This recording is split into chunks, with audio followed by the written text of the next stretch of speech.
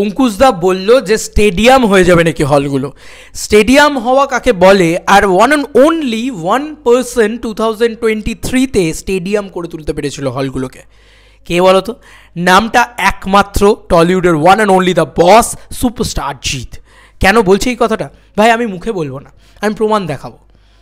আমি তোমাদের একটা প্রমাণ দেখাচ্ছি, আমি তোমাদেরকে বলছি আমার এই চ্যানেলে মোস্ট পপুলার ভিডিওতে চলে যাও, একটা রাগাডার পাবে, হল ক্রেজ পাবে 3 মিনিটের প্লাস। তো ফরচুনেট যে আমি কোথাও গিয়ে বলতে পারবো, সাউথ যেরকম বলতে পারবে যে ওদের কাছে মহেশবাবু ওই লেভেলের ক্রেজ ক্রিয়েট করতে পারে। যখন ওই মারতা রেটি ওই গানটা বাজছে, তখন ওদের ওখানে ওই রকম ক্রেজ হচ্ছে, ওরকম লাফালাফি করছে ওরা হলের ভিতরে। এটা ওদের প্রত্যেকটা ছবির ক্ষেত্রে হয়, শুধু একটা মহেশবাবু না, একটা আল্লু অর্জুনের ছবি এলে হবে, একটা মহেশবাবুর ছবি এলে হবে, একটা নিতিনের ছবি এলে হবে, একটা ধনুষের ছবি এলে হবে। ভাই হয়, ওখানে একটা এনটিআরের ছবি এলে হবে, একটা রামচরণের ছবি এলে হবে, ভারিসু এসেছিলো যখন তখনও হয়েছে, থালাপতি বিজয়ের ছবি এলে হবে। এবার বড় বক্তব্য, একটা বড় করে বক্তব্য হচ্ছে বাংলায় কার জন্য হয়? ওয়ান অ্যান্ড অনলি দ্য বস। কারণ ওনার জন্য একমাত্র হয় যে হল স্টেডিয়াম হয়ে যাবে, এই কথাটা বলা নিজের দক্ষতায় বা নিজের একার কথায় সেটা কিন্তু খুব ডিফিকাল্ট। অঙ্কুশদা যদি বলে যে হল স্টেডিয়াম হয়ে যাবে, তাহলে সেটা তার এই যোগ্যতায় বলা উচিত। এই যে এখন তিনি একটা অন্য কথা বলছেন যে না, দেবকে ক্যামিও রাখা যাবে না, এত ইজি নয় ক্যামিও বিষয়টায়, নানান কথা আর কি। তো যাই হোক, অঙ্কুশদা বরাবরই নিজের কিছু স্টেটমেন্টের জন্য অনেক ট্রোলড হয়।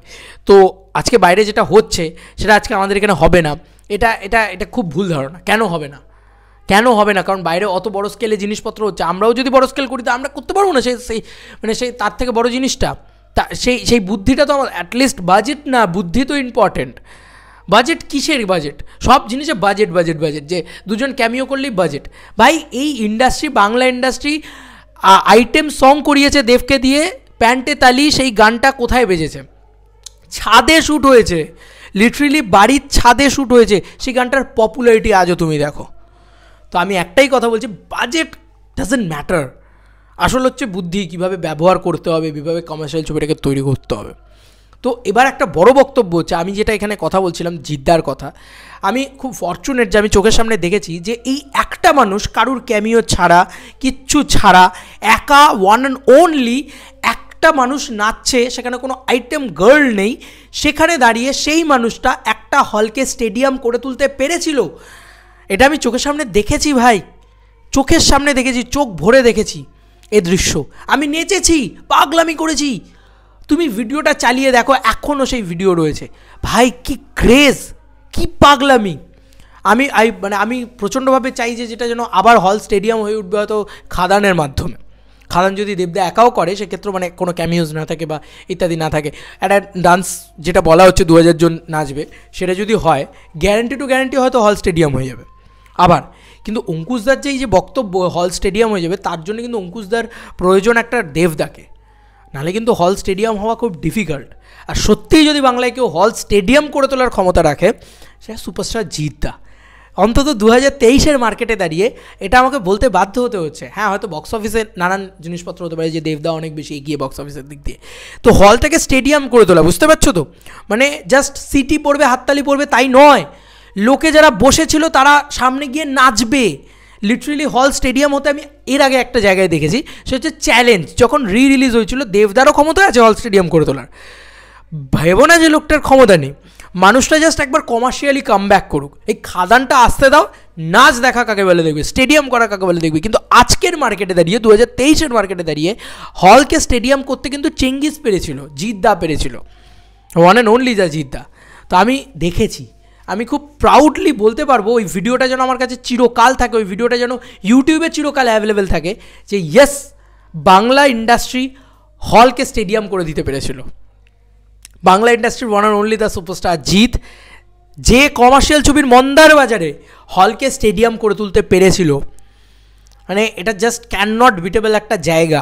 এত ইজি ব্যাপারটা কিন্তু নয়।